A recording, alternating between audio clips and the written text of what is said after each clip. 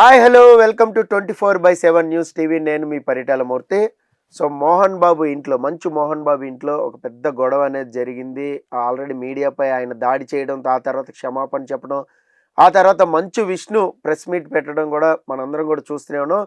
ఈ నేపథ్యంలో అక్కడ జరిగిందేంటి, అసలు జర్నలిస్టులపై ఇలా దాడి చేయడం కరెక్టా కాదా, ఎక్కడ వరకు జర్నలిజం పరిమితులు అనేవి ఉన్నాయి, ఇలాంటి అంశాలు, చాలా సీరియస్ అంశాలు డిస్కస్ చేయబోతున్నాం ఈరోజు.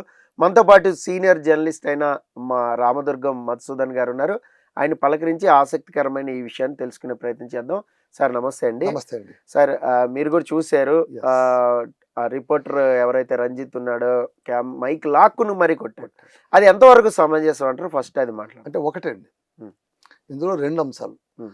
నిర్వివాదాంశంగా మోహన్ బాబు చేసింది తప్పే. Hmm. ఎవరు దాన్ని అంగీకరించాల్సిన అవసరం అస్సలు లేదు. Hmm. అయితే ఆయన ఆ మూమెంట్లో ఎందుకు ఆ పని చేయవలసి వచ్చింది అనేది కూడా కొంచెం మనం ఆలోచిస్తే బాగుంటుంది. ఓకే, వచ్చిన వాళ్ళని కొట్టడం అనేది తప్పు.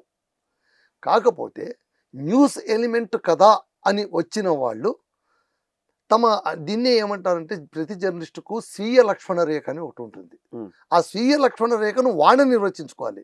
ఏ రెగ్యులేటరీ సంస్థలు చెప్పవు. ఎవడో ఒక journalist what is the news, what is not news, నువ్వు ఎక్కడి దాకా వెళ్ళొచ్చు, ఎక్కడి దాకా వెళ్ళకూడదు. జర్నలిస్ట్ అనగానే నేను ఎక్కడికైనా చొచ్చుకుపోతాను అనుకోవడం మంచిదే, వినడానికి బాగుంటుంది. కానీ కొన్నిసార్లు కొన్ని సందర్భాల్లో, అన్ని వేళలు మన వేళలు కాకపోవచ్చు, కొంతమందికి అది కాస్త ఇరిటేటింగ్గా ఉండొచ్చు. సరే, ఇరిటేటింగ్ ఉన్నంత మాత్రం న్యూస్ కాదంటే ఎస్ ఇట్ ఈస్ న్యూస్. అంటే ఇది ఫస్ట్ టైం కాదు కదా, మోహన్ బాబు గతంలో కూడా ఇలా చేసుకున్న సందర్భాలు కూడా ఉన్నాయి. మోహన్ బాబు అందుకే ఈ సందర్భంలో మీరు గమనించండి, మోహన్ బాబు నిన్న ఈవినింగ్ మీడియాకు విడుదల చేసినటువంటి ఆడియో క్లిప్లోన దాదాపు 1/4 space he allotted to journalists only. అవునండి, 1/4 స్పేస్ చూసారు. ఆయన ఏమన్నారు, జర్నలిస్టులకు ఆయన సారీ చెప్పలేదు. ఆయన అంటే ఆయన ఇగో అలాంటిదని మనం అనుకోవచ్చు. సారీ చెప్పకుండా ఆయన ఏమనంటే, జర్నలిస్ట్ మిత్రులారా, మీరెప్పుడు నా పక్షానే ఉన్నారు, మీరందరూ నా వాళ్ళే, నాకు తెలుసు మీరు వచ్చారు, కానీ నేను ఎందుకు అలా చేశాననేది దయచేసి గమనించండి. మీకు ఇల్లుంది, మీకు భార్య బిడ్డలు ఉన్నారు, మీకు ఒక సొంతతనం అంటూ ఒకటి ఉంటుంది. అలాగే నా పర్సనల్ స్పేస్ కూడా ఇక్కడ యాక్చువల్గా గేట్లు బద్దలు కొట్టుకునేటప్పుడు మాట్లాడుతున్నప్పుడు యాజ్ ఎ మీడియా పరంగా మనం వెళ్తాలో తప్పే ఉంది, లోపలికి వెళ్ళడం అంత సీరియస్ అవ్వాల్సిన అవసరం ఏంటంటే, వెళ్ళడం తప్పు కాదు. అక్కడ మంచు మనోజ్ వెళ్ళాడండి, ఆయన వెంట మీడియా వెళ్ళిందండి. మంచు మనోజ్ మీడియాతో మాట్లాడుతున్నాడు, ఎందుకు అతనికి అవసరం, అవును, అతనికి ఒక సపోర్ట్ కావాలి. సో అతను మాట్లాడుతున్నాడు. అతను మాట్లాడుతున్నప్పుడు మీడియాతో వీడు మాట్లాడుతున్నాడే, ఇంటి విషయాలు ఎక్కడ బయటికి ఇప్పటికే వెళ్ళిపోయాయి, ఇంకా వెళ్ళిపోతాయేమో ఒక చిన్నపాటి ఆందోళనతో తండ్రి స్థానంలో అతను వచ్చాడు. నేను యాక్టర్ స్థానంలో చెప్పట్లేదు, ఒక తండ్రి స్థానంలో అతను వచ్చాడు. వచ్చినప్పుడు మళ్ళీ అక్కడ ఆయనకు స్పేస్ ఇచ్చారా, ఇవ్వలేదా, వచ్చిన వెంటనే గొట్టం తీసిపెట్టి సార్ ఈ విషయం మీరేమనుకుంటున్నారు సార్ అని ఏమైనా అడిగారా నా డౌట్ అంతే.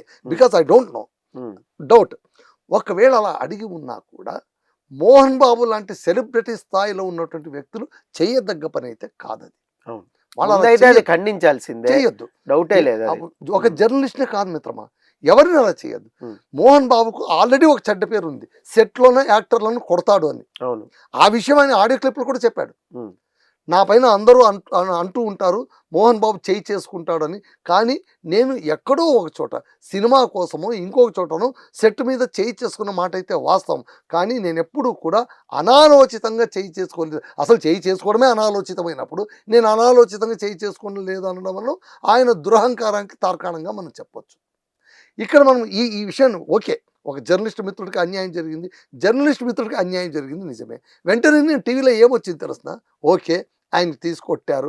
ఎంతోమందిని ఉద్యమాల సమయంలో రాళ్ళు దెబ్బలు కొట్టించుకున్న కెమెరామెన్లు కూడా ఉన్నారు, లేరని కాదు, చెప్పు దెబ్బలు కొట్టించుకున్న వాళ్ళు కూడా ఉన్నారు.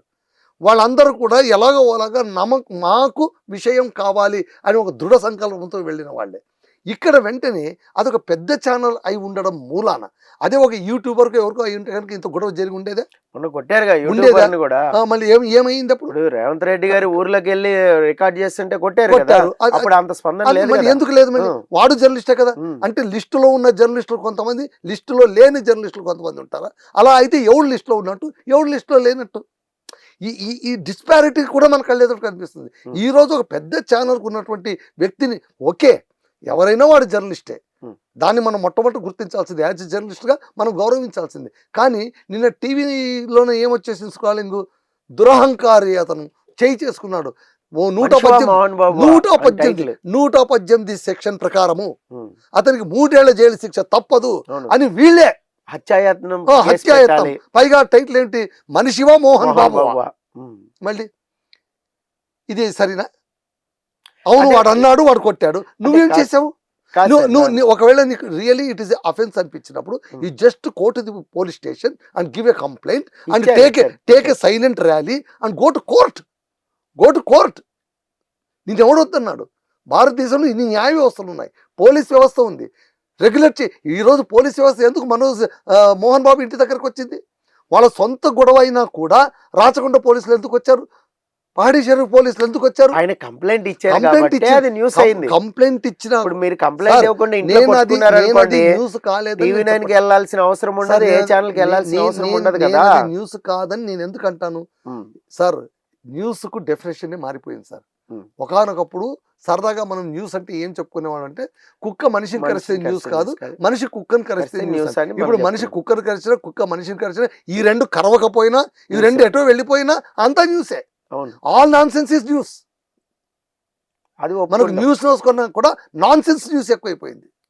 అది ఒప్పుకుందా నేననేది, నేను చెప్పేది.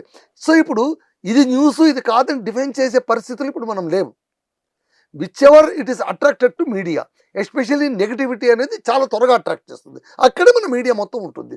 అది కామన్, అది దాన్ని ఎవడు తప్పు పట్టాల్సిన అవసరం నేను ఇక్కడ అనేది ఏంటంటే, మోహన్ బాబు ఇంటి వ్యవహారాన్ని కవర్ చేయడానికి వెళ్ళినటువంటి జర్నలిస్ట్ అనేది తప్పు కానే కాదు. ఎందుకంటే ఇట్ ఈస్ ఎ న్యూస్. వాడు సెలబ్రిటీ కాకపోకుండా ఉంటే వాడి ఇంటికి ఎవడు వెళ్ళేవాడు? ఏం అవసరం ఉండేది? పోలీస్ స్టేషన్లో వచ్చి ప్రైవేట్ పంచాయతీ అయ్యేది, మహా అయితే కనుక పేపర్లో సింగిల్ కాలం న్యూస్ వచ్చేది, టీవీలో కూడా వచ్చేది, లేకుంటే లేదు. స్పేస్ వేస్ట్ ఎందుకు ఇవ్వాలి అని. బికాజ్ హీఈస్ మోహన్ బాబు ఇంత పెద్దగా గొడవ పిక్చరైజ్ అయింది. ఇక్కడ మోహన్ బాబు కూడా ఆలోచించాల్సింది ఏంటంటే, ఆయన అరే నా ప్రైవేట్ ఫామ్ హౌస్లోన, నా కుటుంబంలోన ఇంతమంది వచ్చి ఎందుకు తొంగి చూస్తున్నారంటే, అరే మోహన్ బాబు గారు మీరు మామూలు మనుషులు కాదండి బాబు, ఇంతమంది మిమ్మల్ని మీరు అఫీషియల్ గా పోలీస్ స్టేషన్ లో ఒక కంప్లైంట్ ఇచ్చారు, లెటర్ ఇచ్చారు, ఆ లెటర్ ఆధారంగానే ఏం జరుగుతుందని తెలుసుకునేది ఉంటుంది కదా, ఎవరికైనా ఉంటుంది. ఇంకోటి సార్, రోజు కూడా కొన్ని వేల మంది, కొన్ని లక్షల మంది పోలీస్ స్టేషన్లో కంప్లైంట్ చేస్తుంటారు పర్సనల్ ఇష్యూస్ పైన. అన్నిటికీ మీడియా పోదు. అంత పని లేకుండా అయితే కూర్చోలేదు మీడియా ఎందుకు వెళుతుంది? సెలబ్రిటీ వాడు, మోహన్ బాబు అనే పేరులోనే మీడియా కంటెంట్ ఉంది, సెన్సేషన్ వెళ్ళారు. పైగా ఏంటి, ప్రెస్ మీట్లు పెట్టారు, ఎవరు ఊరుకోలేదు. పోని ఇది నీ ప్రైవేట్ వ్యవహారం అన్నప్పుడు మళ్ళీ ఆడియో క్లిప్ ఎందుకు రిలీజ్ చేసావు? What is the necessity? మళ్ళీ ఏ మీడియానైతే కొట్టావో, ఏ జర్నలిస్ట్ అయితే కాదనుకున్నావో అదే జర్నలిస్టులు నువ్వు శరణ కోరాల్సి వచ్చింది కదా. సో నేను అనేది ఏంటంటే, సంయమనం అనేటువంటిది మోహన్ బాబుకు లూజ్ కావడం కారణం కూడా ఆ టెంపర్మెంట్ అనేది బర్స్ట్ అయిపోయింది because of his family affairs. ఇక్కడ ఇంకొకటి కూడా, ఆయన అంత సుదీర్ఘంగా ఆడియో క్లిప్ ఇచ్చాడు, ఎక్కడ కూడా పశ్చాత్తాపం లేదండి. నేను బాగా అబ్జర్వ్ చేశాను కదా, మోహన్ బాబు సుదీర్ఘమైనటువంటి ఆ ఆడియో క్లిప్లోన ఎక్కడ కూడా కొడుకు పట్ల కానీ, లేకుంటే అరే వ్యవహారం ఇట్లా రోడ్డుకి ఎక్కిందని కానీ, తండ్రిగా తన ఆవేదన కంటే కూడా తన అహంకారం అడుగడుగున కనిపించింది. కారణం ఏంటి? ఆయన ఒకటే మాట చెప్పాడు, ఇది నా ఆస్తి, నా స్వార్జితం, ఒక్క పైసా కూడా నేను ఎవరికి ఇవ్వాల్సిన అవసరమే లేదు, నేను ఇస్తే తీసుకోవాలి కానీ నాది అనడానికి నువ్వెవర్రా నువ్వు అని అన్నాడు. అవును. నంబర్ 1, నా ఇంట్లోకి నువ్వు ఎందుకు వచ్చావు? వెళ్ళిపో నువ్వు. నీ బిడ్డ ఉందా? సరే, మీ అమ్మ రాని, మీ అమ్మతో మీ బిడ్డనిచ్చి పంపించేస్తాను, అప్పుడు అఫిషియల్గా పోలీసుల సమక్షంలోనే నీకు బిడ్డను అప్పచెప్తాం. తన జాగ్రత్తలు తాను ఉన్నాడు కదా. పైగా మంచి విషయం వెనకేసుకొని వచ్చాడు. వాడు ఎంత గొప్పవాడు రావాడు. మోహన్ బాబు యూనివర్సిటీకి అఫిలియేట్ చేయడానికి విపరీతంగా పాటుపడ్డాడు. నువ్వేం చేసావు? Character assassination. నువ్వు తాగుబోతువి, భార్య మాట వింటావు. ఒక ఆడియో క్లిప్లోనా, ఒక మీడియాకు పంపే దాంట్లోనా చిన్న కొడుకు పర్సనల్ జీవితాన్ని ఇంత బజారు పాలు చేయడం అనేది ఏ తండ్రికైనా అవసరమా? ఇదంతా కూడా ఏంటంటే ఆ ట్రిగ్గర్ అయిపోయి ఇప్పుడు వ్యవహారం కాస్త ఎవడి చేతుల్లోనూ లేదు, పబ్లిక్ చేతికి వచ్చేసింది. ఇప్పుడు ఈ వ్యవహారం కాస్త పబ్లిక్ చేతికి వచ్చింది. అందుకోసం ఏంటి, ఇప్పుడు పోలీస్ స్టేషన్లో మంచు మనోజు కంప్లైంట్ ఇచ్చాడు, ఇతను కంప్లైంట్ ఇచ్చాడు. మంచు మనోజుకు గాయాలయ్యాయి. ఇతను ఏమన్నాడు, మంచు మనోజు నా పైన దాడి చేశారని కొంతమంది న్యూస్ రాశారు జర్నలిస్టుల మిత్రమా, ఇది న్యాయమేనా?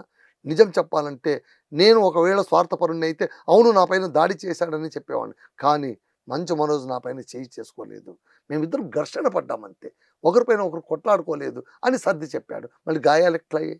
మెడికల్ లీగల్ కేసు ఎందుకయింది? 4 దెబ్బలు ఎక్కడి నుంచి వచ్చి పట్టాయి? ఎవడు వేశాడు?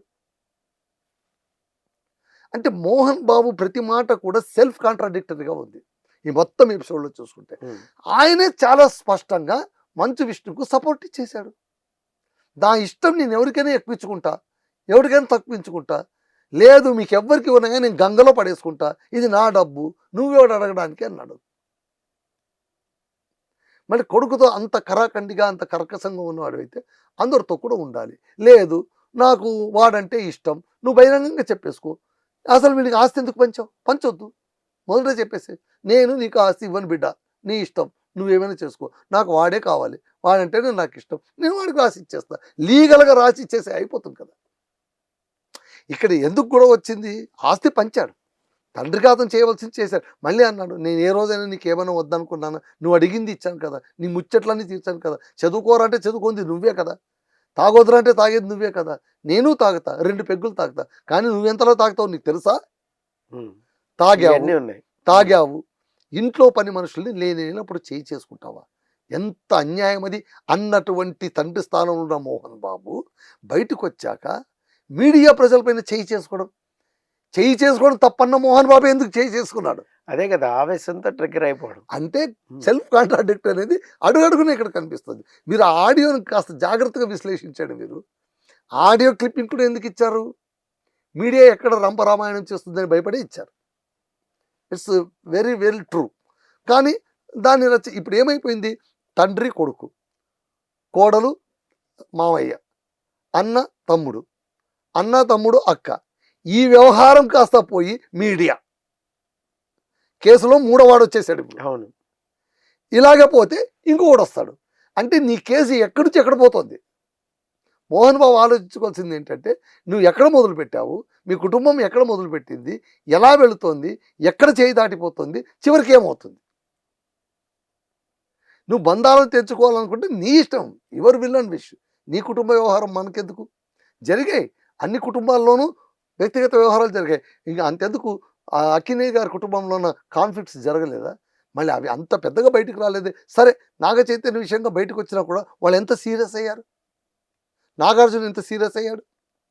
అవును, అదంతా జరిగింది. అయితే అంటే నేను అనేది ఏంటంటే, ఇప్పుడు మోహన్ బాబు గారి ఆస్తి పంపకంలోనే మెయిన్ గా ఈ తగాదాలు అనేవి జరుగుతున్నాయి. కేవలం విద్యా వ్యవస్థకు సంబంధించే ఆడియో క్లిప్ లో అది కూడా చెప్పాడు. విద్యా వ్యవస్థ, నాకు మోహన్ బాబు విశ్వవిద్యాలయం it is more than temple అన్నాడు. It is more than temple, దేవాలయం కంటే కూడా పవిత్రంగా చూసుకుంటున్నాం. అందులో ఆయన ఇంకో మాట కూడా మాట్లాడాడు, బహుశా అందరు గమనించారో లేదో తెలియదు, కానీ ఆయన ఏమన్నాడంటే, అందరికీ మేము సరైనటువంటి ఫీజులు వసూలు చేస్తున్నాం, గవర్నమెంట్ బిడ్డలకు కూడా అన్నాడు. ఎవరు ఆ గవర్నమెంట్ బిడ్డలు? ఎవరు? ప్రభుత్వ ఉద్యోగులు. గవర్నమెంట్ బిడ్డలు ఎవరిని అంటారో గవర్నమెంట్ బిడ్డలు నాకైతే తెలియదు. గవర్నమెంట్ బిడ్డలని ఎవరిని అంటారు నాకైతే తెలియదు. వాళ్లకు కూడా నేను వసూలు చేయకూడదంటే ఎట్లా? మళ్ళీ మంచి లెక్చరర్లు కావాలి, ఫ్యాకల్టీ బాగుండాలి, సౌకర్యాలు బాగుండాలి, అద్భుతమైన ఫలితాలు సాధించాలంటే డబ్బులు ఎక్కడి నుంచి వస్తాయి? మేము చేస్తున్నది వాస్తవం, మేము ధర్మబద్ధంగానే చేస్తున్నాం, న్యాయబద్ధంగానే చేస్తున్నాం అని ఇన్ని మాటలు మాట్లాడాడు. అంటే ఏంటి, ఇలాంటి విద్యా వ్యవస్థలోనూ నువ్వెందుకు అనే లెక్కలో మాట్లాడాడు ఆయన. అంటే నాకు ఒక డౌట్ ఉంది సార్, చాలామంది సోషల్ మీడియాలో కూడా ఇలాంటి ఎడ్యుకేషనల్ ట్రస్ట్ ద్వారానే కొంత బ్లాక్ మనీని అంతా వైట్ చేసుకుంటారు. సో చాలా మటుకు మోహన్ బాబుకు ఉన్న కాంటాక్ట్స్ కానీ, అటు తమిళనాడు, కర్ణాటక, వేరే వేరే లాంగ్వేజ్లో ఉన్న మిత్రులు కానీ, ఈ పిఆర్ అంతా కూడా చాలా ఎక్కువ ఉంది కాబట్టి అటువంటి అంతా కూడా చేస్తున్నారు అనేది ఒక టాక్ అయితే ఉంది సోషల్ మీడియాలో. అది ఎంతవరకు నిజం? ఒకటి, ఇంటర్నల్ బ్లాక్ను వైట్ చేయాలంటే ప్రాసెస్ ఏంటి? ఒక లాస్ వ్యవస్థను తీసుకుని బ్లాక్ ను వైట్ చేస్తారు. ఉమ్. అంటే నాన్ ప్రాఫిటబుల్, ట్రస్ట్ల ద్వారా కూడా. నాన్ ప్రాఫిటబుల్, ఇప్పుడు నాన్ రిటర్న్. ఆశ్రమాలు ఉన్నాయి, ట్రస్ట్లు ఉన్నాయి, అదే చాలా సార్ ఇప్పుడు ఉన్నాయి. Non profitable, non profitable, non return. Non but Shri Vidyanikethan non profitable business కాదు కదా. అంటే ట్రస్ట్ అసలు వీటన్నిటికీ ఎడ్యుకేషనల్ ట్రస్ట్ ఉంది కదా. అదే సార్ ఆ ఎడ్యుకేషన్ ట్రస్ట్ కి ఎంత పొటెన్షియాలిటీ ఉంది. ఉమ్, ఇవాళ అన్నదమ్ములు ఇద్దరు కొట్లాడుకుంటారు దేనికోసము? ఉమ్. ఆ ట్రస్ట్ కోసమే కదా. అందుకే అన్ని వేల కోట్లు ఉన్నాయేమో ఆ, అందులో అని ఒక ఒక అదే. మీడియాలో ఎస్ ఒక న్యూస్ కూడా వినపడుతుంది. సార్, ఒకటి సార్, ఉమ్, బెల్లం ఉంటేనే చీమలు పోతాయి, ఈగలు పోతాయి. ఉమ్. బెల్లం లేని చోట ఎందుకు పోతాయి? పోయేట అక్కడ ఉంది అని అర్థం. ఒక్కటైతే నిజం సార్, ఇది ఆస్తి వ్యవహారము. మోహన్ బాబు గారు మళ్ళీ ఆయన అన్నమాట కట్టుబడి ఉంటే మరీ మంచిది. ఆయన ఏమన్నాడు, ఇది నా స్వార్జితం, మా నాన్నగారు నాకు 10 రూపాయలు కూడా ఇవ్వలేదు, కాకపోతే నాకు మంచి జన్మ ఇచ్చాడు, నాకు డబ్బులేమి ఇవ్వలేదు, ఇదంతా కూడా నా స్వార్జితం, నా స్వార్జితాన్ని మీకు నా దయతో నా దాక్షిణ్యంతో నేను ఇస్తాను, కానీ నా బిడ్డలు కదా అని నీకు ఎలాంటి హక్కు లేదు అని తేల్చి చెప్పేశాడు ఆయన. మరి ఈ సూత్రం మంచు మనోజ్కు మాత్రమే వర్తిస్తుందా, లేకుంటే విష్ణుకు కూడా వర్తిస్తుందా? అంటే ఆయన లెక్క ప్రకారం నేను ఎవరికైనా ఎక్కువ ఇచ్చుకుంటానని విష్ణుకి ఇచ్చేసానని ఇండైరెక్ట్గా ఒప్పుకుంటున్నాడా? మళ్ళీ ఆయన సెల్ఫ్ కన్ఫెషనా లేదా ఆయన సెల్ఫ్ డెసిషనా?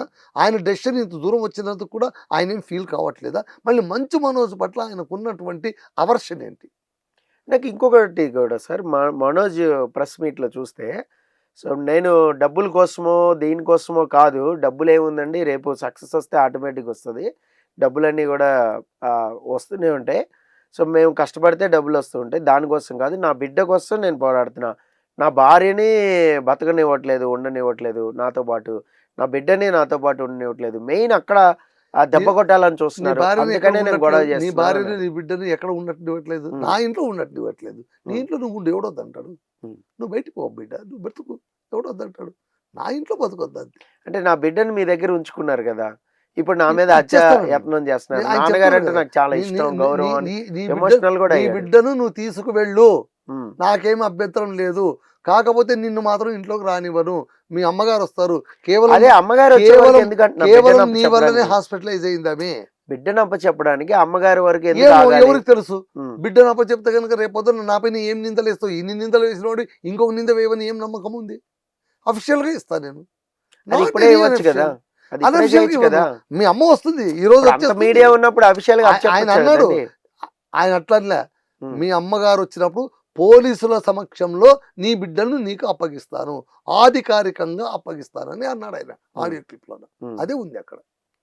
సో చూద్దాం సార్, అసలు ఈ గొడవ ఎక్కడ సర్దుమణుగుతుంది, ఒకటైతే ఏంటి? నిజం సార్, మోహన్ బాబు గారు ఎంత త్వరగా దీన్ని సద్దుమణగనిస్తే ఆయనకు ఆయన కుటుంబానికి మంచిది. ఇప్పుడు చూడండి, ఆయన ప్రెస్ మీట్ పెట్టాల్సి వచ్చింది, ఆడియో క్లిప్ ఇవ్వాల్సి వచ్చింది, మంచు మనోజ్ ప్రెస్ మీట్ పెట్టాల్సి వచ్చింది, మంచు విష్ణు ప్రెస్ మీట్ పెట్టాల్సి ఇప్పుడు వచ్చింది, లక్ష్మి గారు వస్తే ఆవిడ వీళ్ళు కూడా- కేసు పెట్టాల్సి వచ్చింది, వాళ్ళు కేసు పెట్టాల్సి వచ్చింది, ఆమె భార్య హాస్పిటలైజ్ అయింది, ఇతను కూడా 10:30 గంటలకు రాచకొండ పోలీస్ స్టేషన్కి వెళ్ళాల్సి వస్తుందని ఈయన కూడా అనారోగ్యం అని చెప్పి హాస్పిటలైజ్ అయ్యాడు. నిన్నంతా నిలకడగా ఉందన్న డాక్టర్లు ఈరోజు బీపీ ఎక్కువ అని చెప్తున్నారు. సో ఇన్ని అవసరమా అని ఒక్కసారి మోహన్ బాబు గారు ఆలోచించుకుంటే, సార్ ఈ సమస్యకు పరిష్కారం కోర్టులో లేదు, పోలీస్ స్టేషన్లో లేదు, మీడియాలో లేదు, జర్నలిస్ట్ చేతుల్లో లేదు, ఒక్క మోహన్ బాబు చేతిలోనే ఉంది. తాను అనుకుంటే ఈ సమస్య పరిష్కారం అయిపోతుంది, యాజ్ సింపుల్ యాజ్. చూద్దాం సార్, మరి ఎక్కడ పులి స్టాప్ పడుతుంది ఇది వివాదానికి అనేది మనం కూడా చూద్దాం. Thank you so much sir.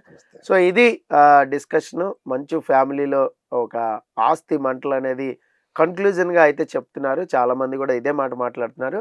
మరి ఇది ఎప్పుడు పులి స్టాప్ పడుతుంది అనేది సో మనం చూద్దాం. మరో డిస్కషన్తో మళ్ళీ కలుసుకుందాం. This is Paritala Murthy signing off. By by.